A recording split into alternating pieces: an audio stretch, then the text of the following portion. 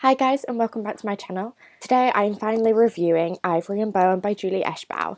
I received this book in the June FairyLoot box. The theme of the box was a classic twist. Ivory and Bone follows a prehistoric tale of clans that are at war, have been at war in the past or almost at war, and it just kind of circles the relationships between separate clan members and how they interact with each other.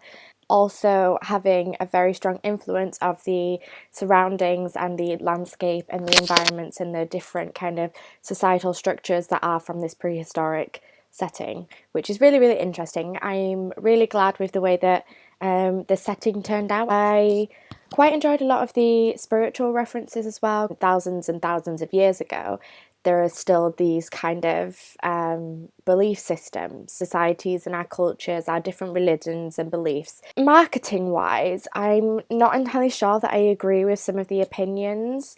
I can understand where you might see some allusions to Pride and Prejudice, which is the book that it has been compared to, but to be honest, you know, if you are looking for references like that, you can see things like Wuthering Heights and plot lines from that book. You can see things from Jane Eyre. You can see things from Emma as well. I understand that you do kind of get that, but that's all. Like I think if you're looking for it, you'll find it. Just like you can see it a reference to any book in any book, because at the end of the day, it comes under the same category. If you have a lot of knowledge about classical literature, then you will be able to see allusions to that, because the majority of writers are influenced by classical authors. I don't think that this book was marketed for this book. Also, another thing that I don't like is one of the big plot lines that are used to promote this book is a mistake that Cole makes that jeopardizes the relationship with Maya. To be honest, I was reading this and for like 70 or like to 100 pages, I was waiting for this grave mistake, and then I realised that it had already happened like right at the beginning. It really wasn't that impactful. I wouldn't have used it as one of the major plot lines to put in a blurb or in an advertisement for a book. It really wasn't that impactful to the story at all. It was actually quite disappointing to realize like 70 pages later that it's actually already happened, and it just really wasn't that important. As I've already mentioned, I really do like the inclusion of spirituality in this book. I thought it was one of the strong points of the novel. I think Julie Eschbau is a really fantastic writer. You can definitely see the talent there. She does have a very unique writing style, and I found it very interesting, especially with the second person addressed to Maya. Another thing that I got from it is that, I mean, it's less than 400 pages. It's not a very long book. And I kind of get the impression that, to be honest, it doesn't need to be a novel. I know I'm also not the only one that has thought this. The way that the novel is structured, a lot of what happens are stories and tales, and I just think it would have been a much better book if it was a collection of short stories.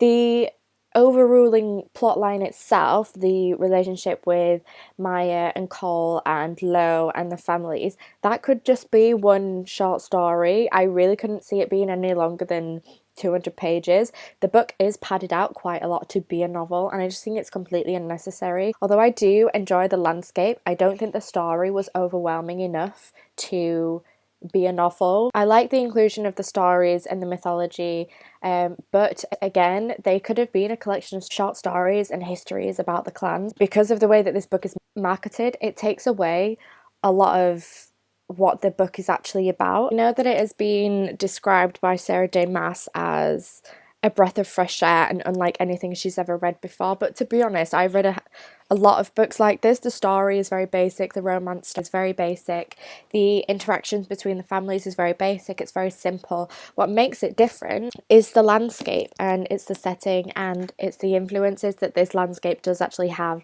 on the families, and that's what's making it refreshing. I enjoyed it, like, don't get me wrong, I really did like the book, but it shouldn't have been advertised the way it was. A little bit disappointing, if I'm honest. It's an individual prehistoric story with typical YA romance qualities to it, and I really don't think it should have been advertised as anything other than that. I actually feel like a lot of the marketing takes away from the story itself and makes it seem like something it's not, which for me is going to make it more disappointing in the long run. I know it's such a small part of the book, but I thought I would mention it as well. There is a reference to LGBT plus as well, and I think it's really nice, even though it's just touched on, that it's included. We acknowledge the fact that as people and as a society, our relationships do vary, and it would be ridiculous to believe that LGBT didn't exist in prehistoric times. Our impulses and our desires have not changed since we were living in caves and huts. And I really like the fact that it is touched on, because it just reminds us that it is what it is. You know, it's something that has always been there. It's always going to be a part of society, and even prehistoric times don't take away from that, and I'm really, really glad that it was included. I like as well that it doesn't rely too heavily on dialogue. I quite like that Julie Ashbow does use a lot of body language and signalling conversational devices. I think it's really nice to have that inclusion. I didn't like the amount of cliches that were in the book. I think they were too heavily pushed into the plot lines. You're constantly reminded that he is telling this story to someone, and the way that it is romanticized so heavily is a little bit too much for me. There would be pages and pages of just cliched romance. You could cut out like half of this novel and still have the exact same story. So quickly, another thing that I wasn't particularly happy about was the reliance on class and society in this book. I think it kind of took away from the prehistoric cultures that Julie Ashbow tried to introduce. I do understand that there is that prehistoric culture in there, but at the same time, I really don't like the way that class is considered. I think it's a very modern first world struggle, and I really, really don't like the fact that it is taken back thousands of years to be put into a prehistoric setting. I like the idea of the different clans, but I don't like the concept of class structure. But at the end of the day, I did really enjoy this novel. I am very glad that it came in the box. I really did like the June box, and I will probably rate this, for a debut novel, and because it does have that unique prehistoric setting that we don't get very often, I'm going to give it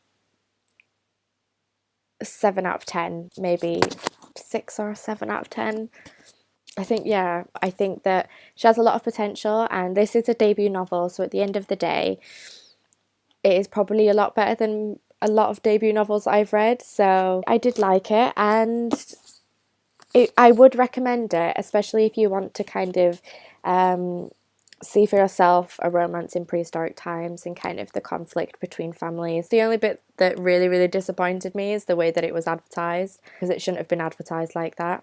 It completely takes away from Julie Ashbow's story by putting all these expectations on it. That's my opinion. If you enjoyed this video, then please give me a thumbs up, and if you want to see more book reviews from me and other bookish videos, then please do subscribe to my channel as well, and I will see you next time.